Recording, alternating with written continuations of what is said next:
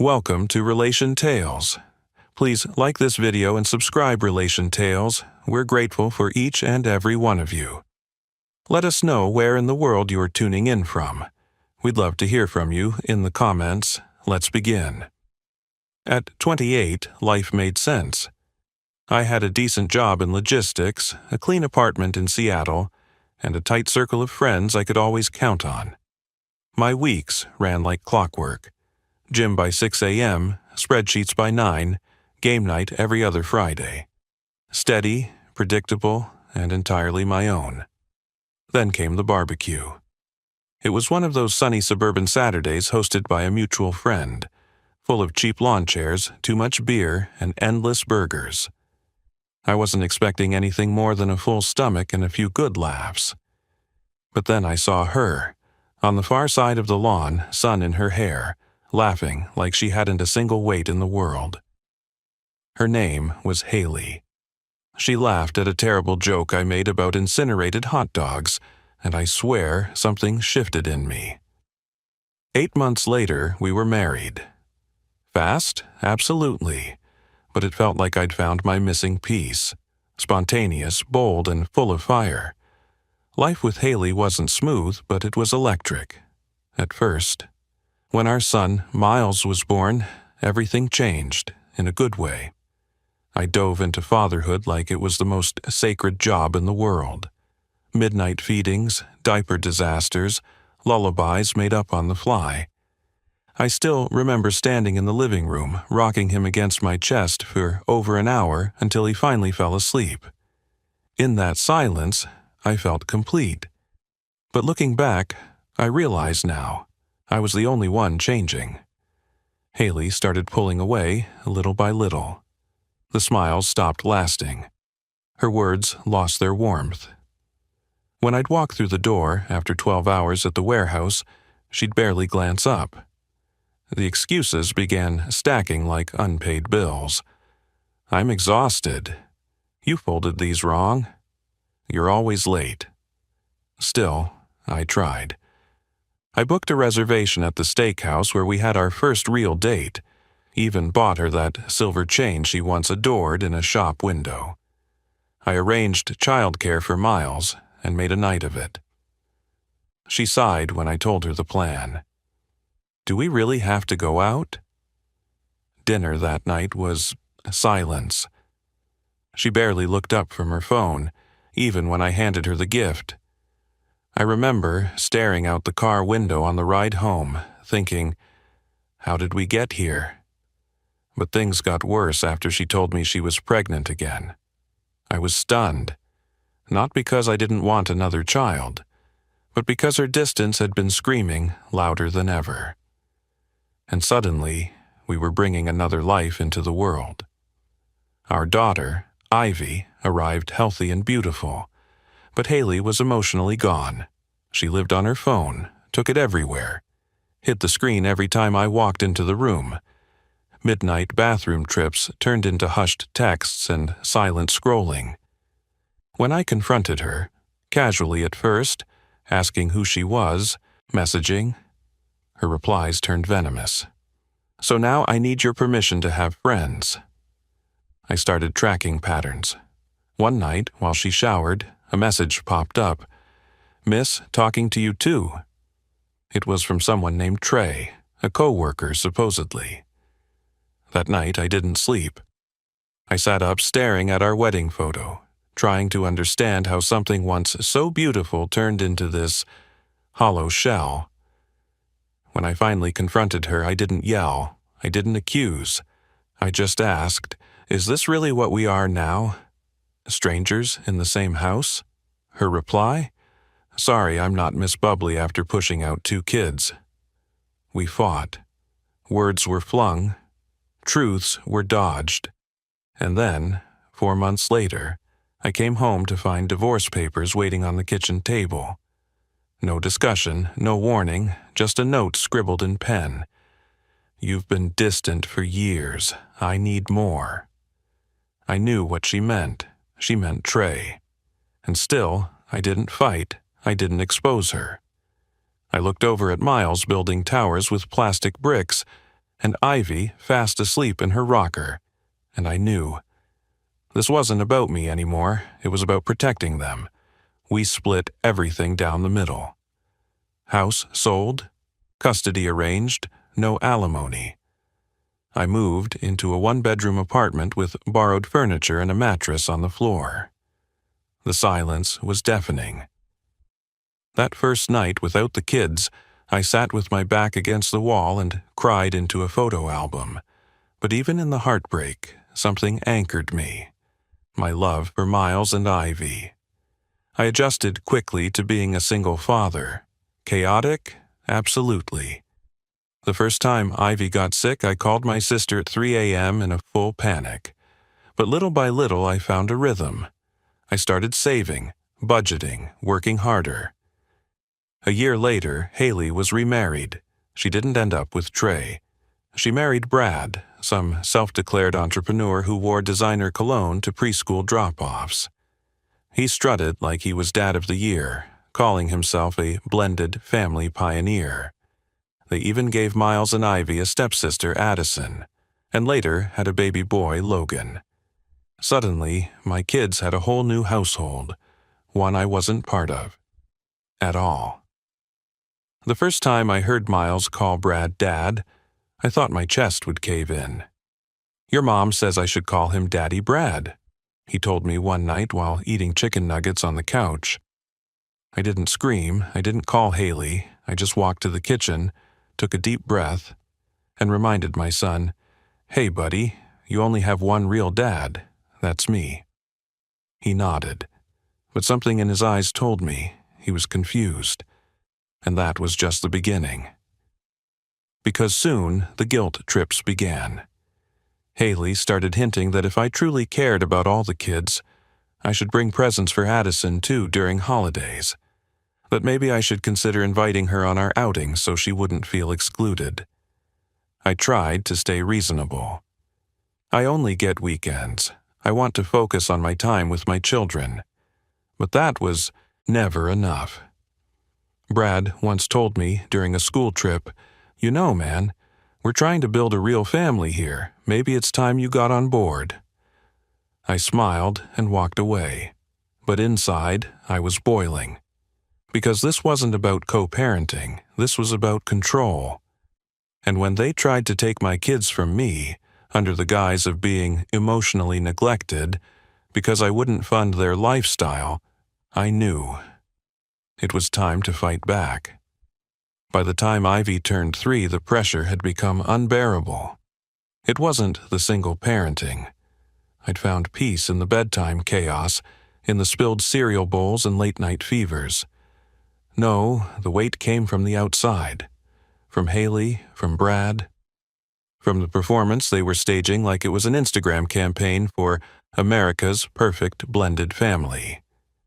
At school events, Brad introduced himself as Miles and Ivy's dad without missing a beat. He plastered their faces on his social media, complete with captions like "proud father of 4," as if I didn't exist. But what truly broke me was the sign on their front door. It read, "The Parker Johnsons. One big, happy family." Brad's last name, Haley's new name, and all 4 kids' names underneath. Addison, Miles, Ivy, and Logan.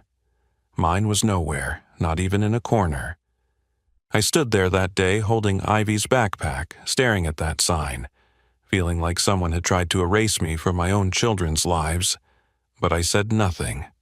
Not to them, not to the kids, because what would that help? Instead, I poured my energy into building something real. My job had promoted me, twice. I moved from apartment to a modest home in a quiet neighborhood with a good school district. I built routines, structure. I taught Miles to code. I helped Ivy set up a lemonade stand. We had our traditions, pancake Sundays, blanket forts on movie nights, bike rides every other weekend. But then, Haley started sending messages again. Not about the kids, about Addison. She's confused when you only take 2 of them. You're dividing the family. Can't you just include her too? It always came with guilt, with the insinuation that my refusal to parent her child made me cruel. I'm happy Miles and Ivy have a bond with their stepsister, I texted back once, but my weekends are for my kids. I'm not a villain for honoring that. A week later, Miles dropped a bombshell during dinner. Mom says Brad's the one who really knows how to raise everyone, not just his favorites. I stared at my plate, swallowed my words. Then came the kicker, tech camp. Ivy had built a solar-powered toy car that actually worked. Miles had written code for a simple game at just 10 years old.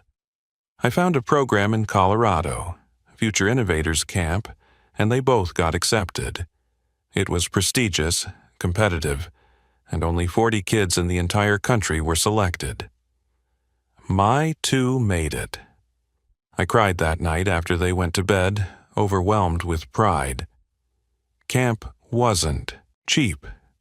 $7,800 per child, plus flights, equipment, laptops. But I'd saved, I'd planned for this. When I brought it up during a co-parenting check-in with Haley, she didn't congratulate them. She didn't even smile.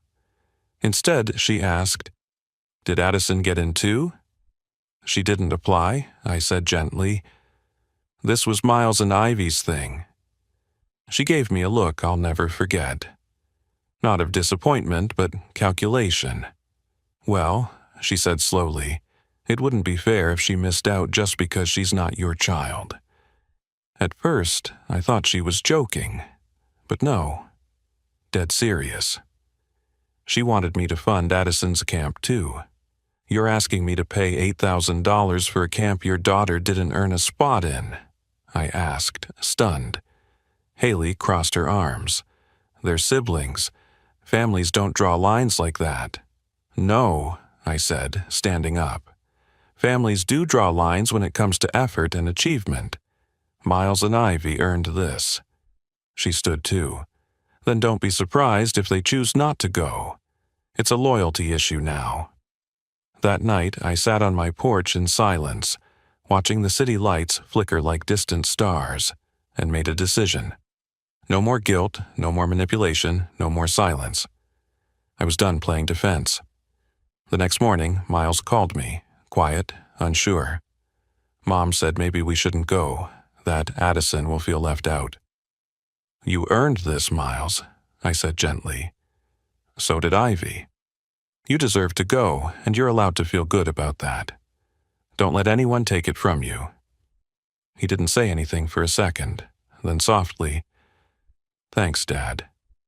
But Haley wasn't finished, not by a long shot. That same week, Brad sent me a spreadsheet. Yes, a literal, printed spreadsheet breaking down their household expenses. Rent, utilities, childcare, groceries. A note at the bottom in bold. Your share equals $1,200 per month. I stared at it like it was a prank. Haley's note read, Since our household supports your children 50% of the time, this is only fair. I wanted to scream. I wanted to burn the paper. Instead, I calmly texted, Your lifestyle is not my responsibility. I support my children, not your household. Don't contact me again about this. But that wasn't enough. A few days later, I walked into what I thought was a standard parent-teacher meeting, only to find Haley, Brad, and the school counselor already seated. Waiting, grim-faced.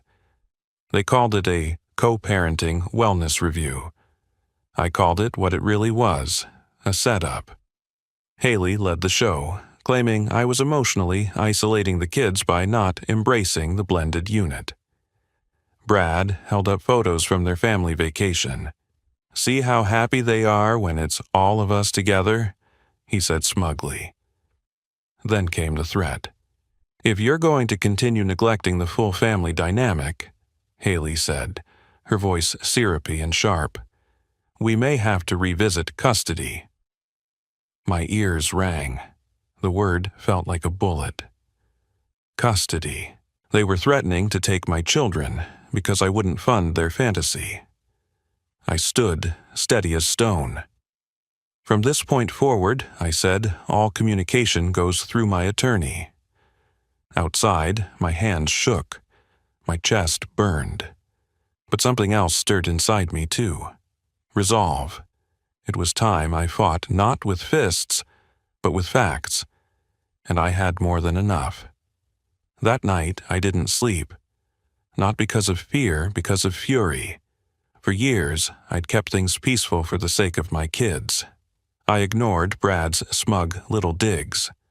I swallowed Haley's guilt trips. I tolerated their backhanded jabs and tone-deaf demands. But threatening to take Miles and Ivy away from me?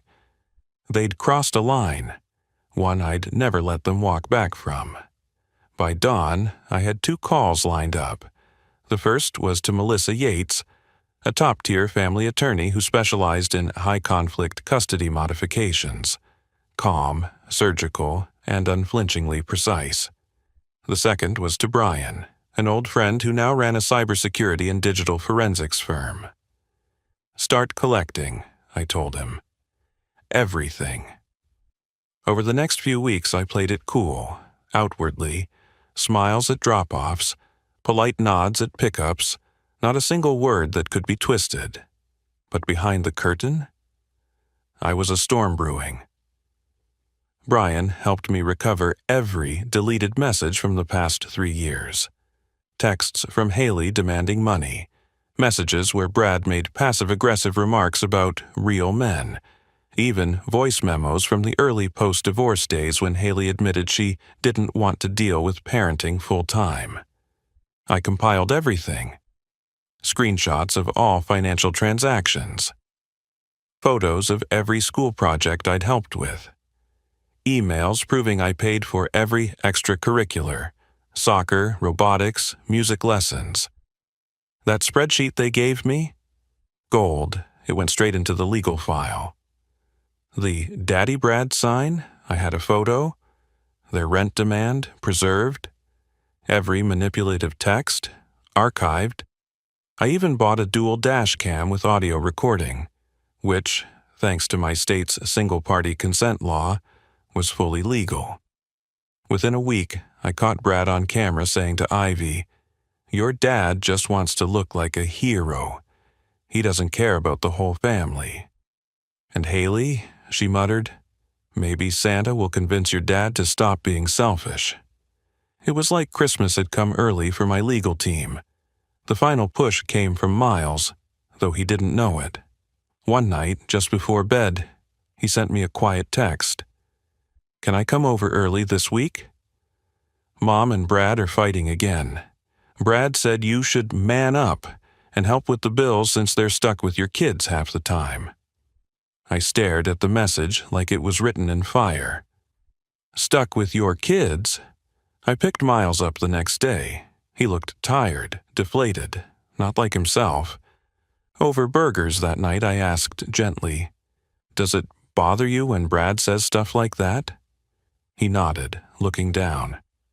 "Yeah, makes me feel like we're a problem." I leaned in and told him, with all the clarity and calm I had in me, "You are never a problem. You are my pride." That night, after tucking them in, I filled out the motion to modify custody.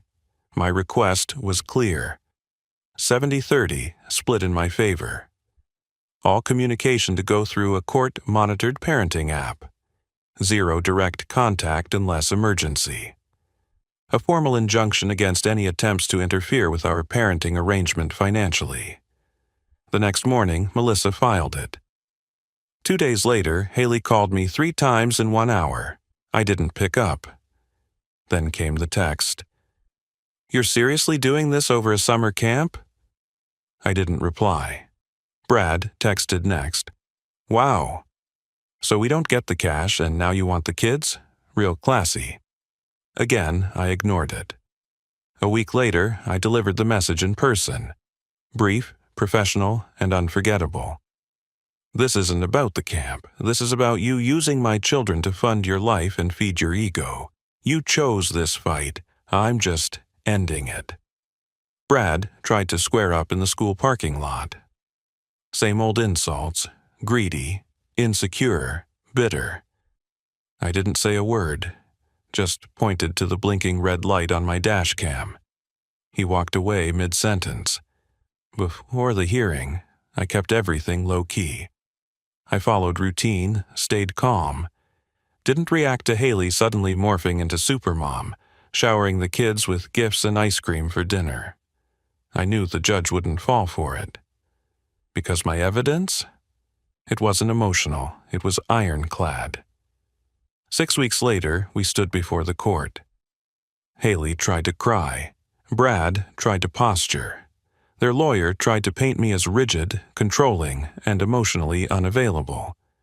But Melissa laid out our case like a perfect map. Orderly, compelling, brutal. When the judge read the message from Brad saying, "We're stuck with his kids," his eyes narrowed. When he saw the spreadsheet, he shook his head. The verdict: this court finds the current parenting arrangement no longer reflects the best interest of the children. Mr. Parker is awarded 70% custody, with all communication to be conducted via a regulated parenting app. The defendant is not financially responsible for non-biological children and is awarded reimbursement for legal expenses totaling $14,380. The courtroom went quiet. Haley's face fell. Brad looked like someone had unplugged him. I walked out not with a smile, but with peace. They tried to make me the villain, but I stayed calm, I stayed ready, and in the end, facts beat fiction. Leaving the courthouse felt strange. Not like winning, but like surviving a storm that had raged far too long. I didn't celebrate. I picked up Ivy and Miles like any other normal day.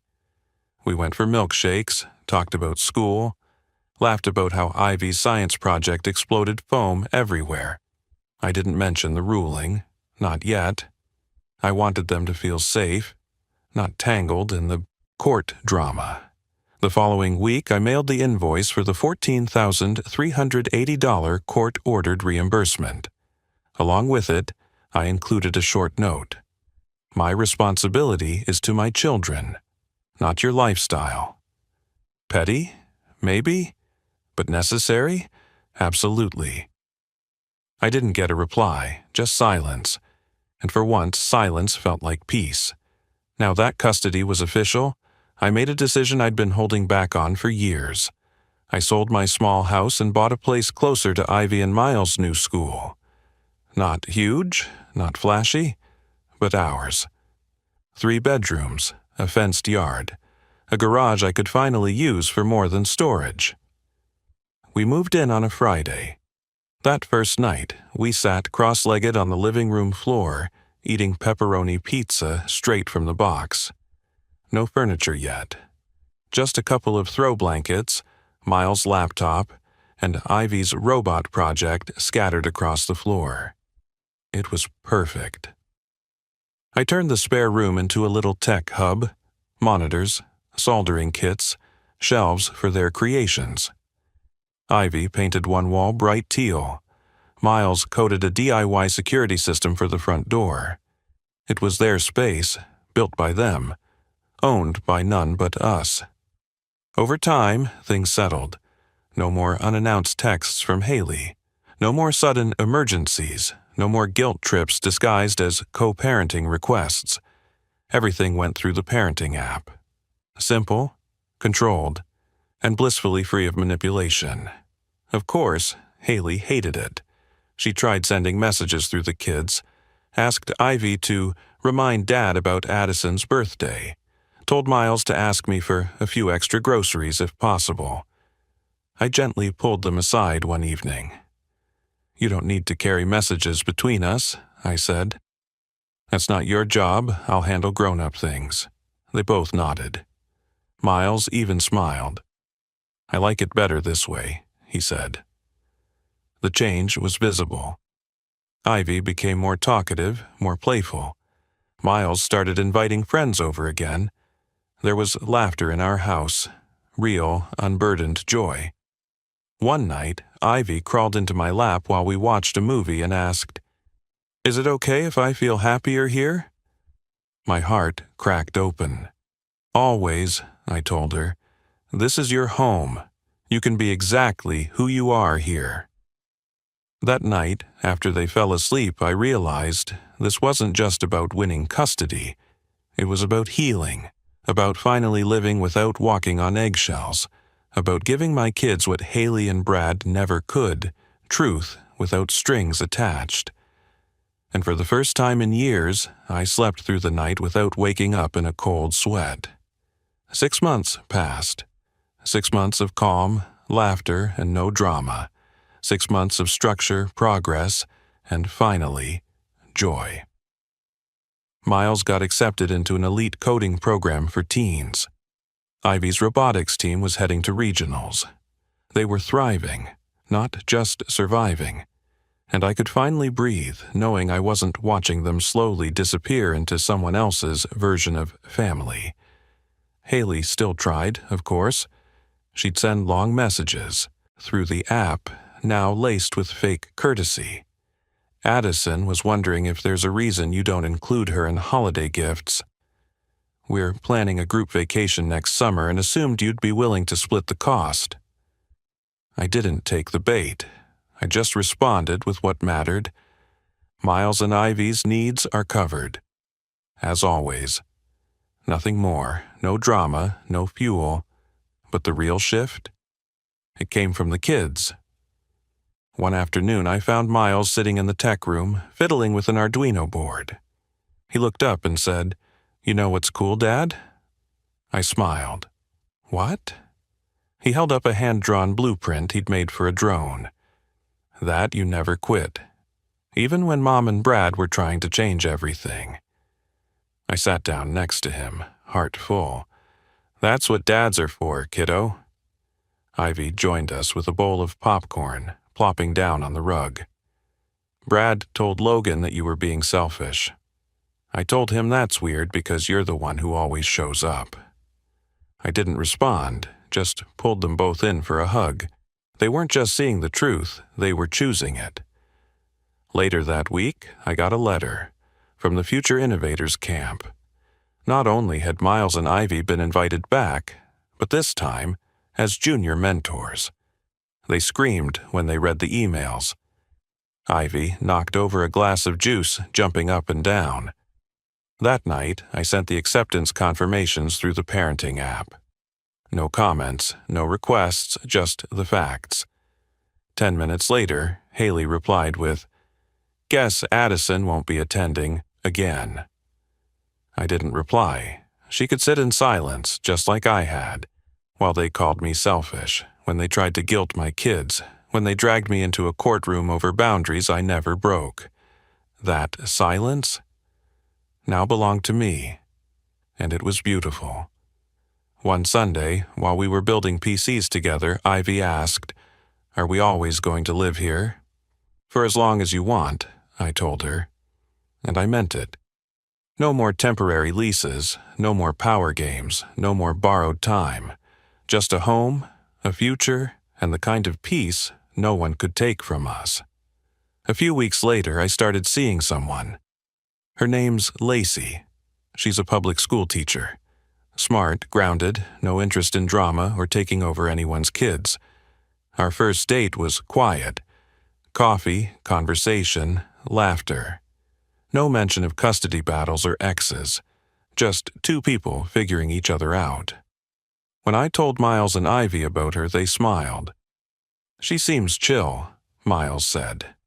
"And she doesn't call herself Mom after 10 minutes, Ivy added. It was funny, but it also said everything. They didn't need perfect, they just needed real. We were healing, not just from the custody war, but from years of emotional manipulation, guilt-tripping, and being pulled in directions they never asked for. So, yeah, Haley and Brad had built a house of appearances. But we built something better, a home, and this time, no one was draining us dry.